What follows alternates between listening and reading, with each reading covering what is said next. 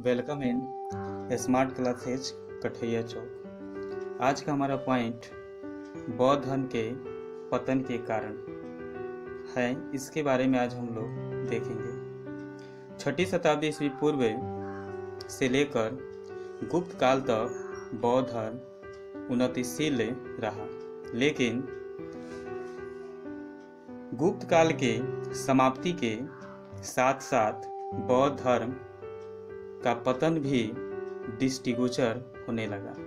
इसके मुख्य कारण निम्न प्रकार हैं। जैसे हमारा पहला पॉइंट है बौद्ध धर्म का परिवर्तन स्वरूप।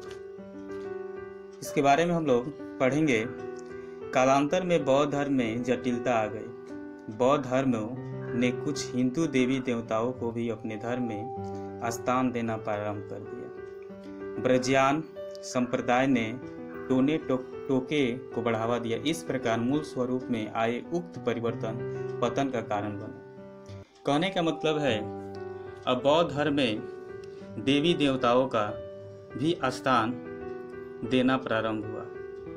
बौद्ध धर्म कई संप्रदायों में बढ़ चुका था, जैसे महासांदिक, थेरवाद, हीनयान, महायान, ब्रजयान। इसी में एक संप्रदाय ब्रजयान है जिसने अपने धर्म में जादू टोना का बढ़ावा दिया, जिसके कारण यह भी एक पतन के कगार में चला या रहा।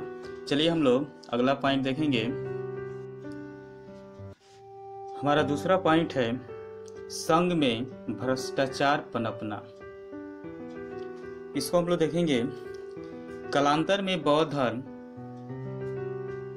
बिहार भ्रष्टाचार के केंद्र बन गए। बौद्ध लोग भोग विलास में लिप्त हो गए। मठों में धन संग्रह होने लगा।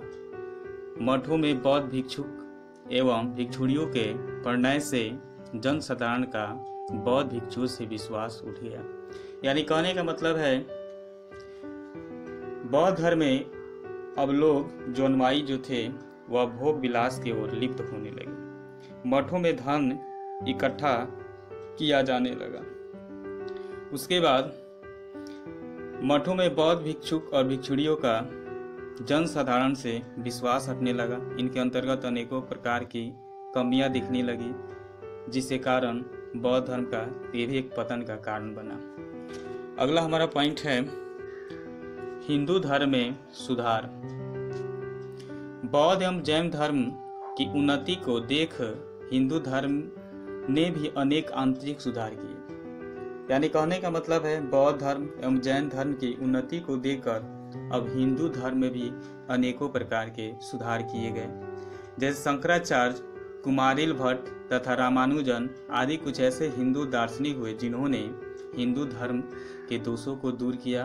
अंततः इन्हीं के सतत प्रयासों से एक बार पुनः आम आदमी बौद्ध धर्म की जटिलता से त्रस्त हो हिंदू धर्म की ओर आकृष्ट हुआ। यानी कहने का मतलब है अब हिंदू धर्म में भी अनेकों प्रकार के सुधार हुए, जिससे कारण इससे भी बहुत सारे लोग जुड़ने लगे। चलिए अब हम लोग अगले पॉइंट की ओर ध्यान देंगे। हमारा अगला पॉइंट है विभाजन। गौतम बुद्ध के पश्चात बौद्ध धर्म में निरंतर विभाजन होते गए। जैसे महासांदिक, थेरवाद, हीनयान, महायान, ब्रजयान आदि संप्रदायों की स्थापना से बौद्ध धर्म के मूल सिद्धांत लगभग भुला ही दिए गए। यानी कहने का मतलब है गौतम बुद्ध के मृत्यु के बाद बौद्ध धर्म में अनेकों प्रकार के विभाजन हुए, जो निम्न प्रकार से देख सकते हैं। जैसे महासांदिक, थेरवाद, हीनयान, महायान, ब्रजयान आदि संप्रदायों में बौद्ध धर्म का विभाजन हो गया, जिसके कारण बौद्ध धर्म में ये भी एक पतन का कारण बना। हम लोग अगला पॉइंट देखेंगे राजकीय संरक्षण का अंत। भारत में पाल वंश के अंत के साथ ही बौद्ध धर्म से राजकीय संरक्षण समाप्त हो गया। बौद्ध धर्म के अहिंसावादी सिद्धांत के कारण राजपूत राजाओं ने हिंदू धर्म को संरक्षण दिया। यानी कहने का मतलब है अब धीरे धीरे बौद्ध धर्म को राजकीय संरक्षण प्राप्त होना बंद होने लगा और अनेकों राजपूत राजाओं ने हिंदू धर्म को अपनाना शुरू कर दिया, जिससे बौद्ध धर्म का राजकीय संरक्षण का अंत होने लगा। चलिए फिर हम लोग अगला पॉइंट की ओर देखेंगे। अगला हमारा पॉइंट है विदेशी आक्रमण। इसको हम लोग देखेंगे। बौद्ध विहारों में किया गया संपत्ति का संग्रह ही अंततः उनके पतन का कारण बना। हूण आक्रमण ने बौद्ध धर्म को पतन की ओर अग्रसर किया। यानी कहने का मतलब है कि अब बौद्ध मठों में धन का संग्रह किया जाने लगा, जिसके कारण बहुत सारे लोगों का ध्यान मठों पर आकर्षित हुआ और हूण लोगों ने बौद्ध धर्म मठों पर आक्रमण किया, जिसके कारण